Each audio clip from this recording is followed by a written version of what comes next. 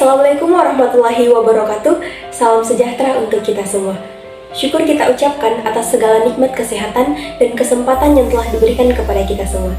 Sebelumnya, saya ingin mengucapkan terima kasih kepada Ibu Runi Meriati, SSM HUM, selaku dosen pembimbing mata kuliah Bahasa Indonesia.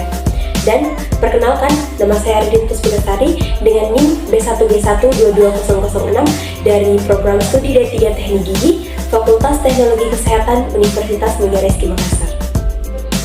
Pada video kali ini, saya akan menjelaskan mengenai sejarah dan perkembangan bahasa Indonesia dengan tujuan untuk memenuhi tugas akhir mata kuliah Bahasa Indonesia. Untuk mempersingkat waktu, langsung saja simak video berikut.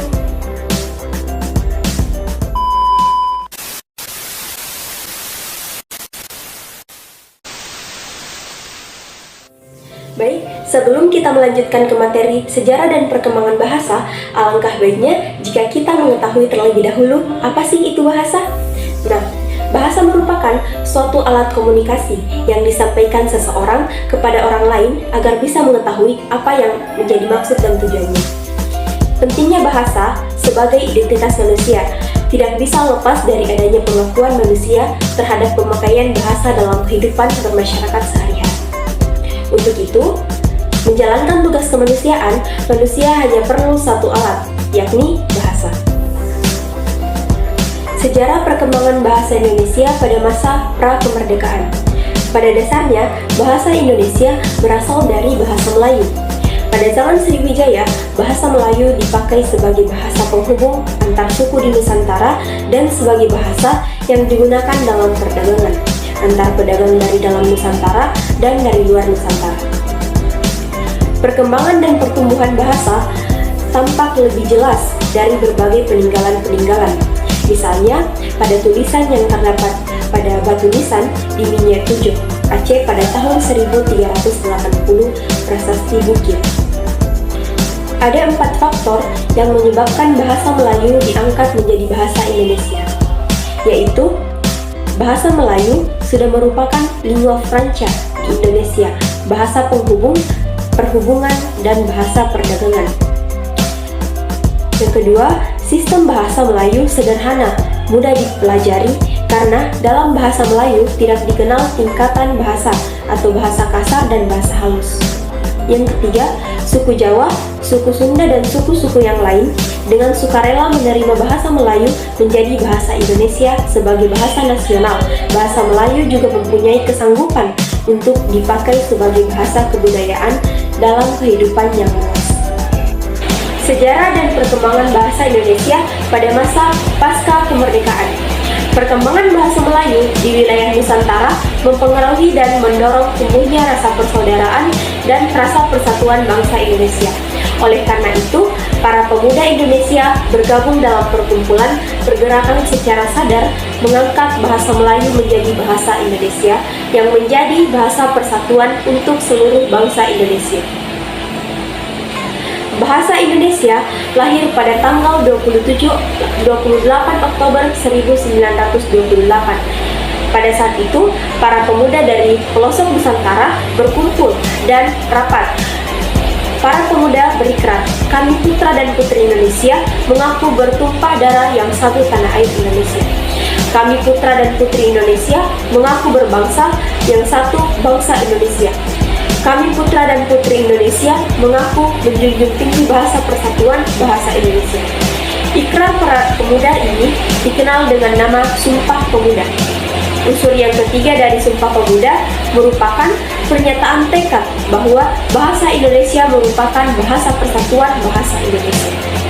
Pada tahun 1928, bahasa Indonesia dikokohkan kedudukannya sebagai bahasa nasional. Bahasa Indonesia dinyatakan kedudukannya sebagai bahasa negara pada tanggal 18 Agustus 1945. Undang-Undang Dasar 1945 disahkan sebagai Undang-Undang Dasar Negara Republik Indonesia. Di dalam Undang-Undang 1945 disebutkan bahwa bahasa negara adalah bahasa Indonesia pada pasal 36. Proklamasi Kemerdekaan Republik Indonesia pada tanggal 17 Agustus 1945 telah mengukuhkan kedudukan dan fungsi bahasa Indonesia secara konstitusional sebagai bahasa negara.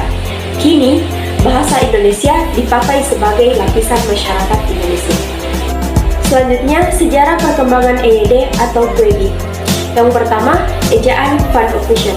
Ejaan ini merupakan ejaan bahasa Melayu dengan huruf Latin. Charles Van Ophusen yang dibantu oleh Nawawi Sultan Makmur dan Muhammad Taib Sultan Ibrahim menyusun ejaan baru ini pada tahun 1896.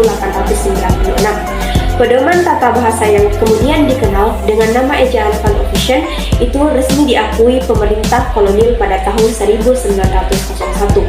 Ciri-ciri dari ejaan ini yaitu huruf I dengan titik 2 untuk membedakan antara huruf I sebagai akhiran dan karena harus disuarakan tersendiri dengan diftong seperti mulai dengan ramen. Yang kedua, ejaan Swandi. Ejaan Swandi adalah ketentuan ejaan dalam bahasa Indonesia yang berlaku sejak 17 Maret 1947. Ejaan ini kemudian juga disebut dengan nama ejaan Swandi, Menteri Pendidikan dan Kebudayaan pada saat itu. Ejaan ini mengganti ejaan sebelumnya, yaitu ejaan Van Ophusen, yang dimulai sejak tahun 1901. Huruf OE diganti dengan U pada kata-kata guru, itu, makmur, umur, dan sebagainya. Yang terakhir, ejaan yang disempurnakan. Ejaan yang disempurnakan atau EYD adalah ejaan bahasa Indonesia yang berlaku sejak tahun 1972. Ejaan ini menggantikan ejaan sebelumnya, yaitu ejaan Van Ophusen dan Swandi.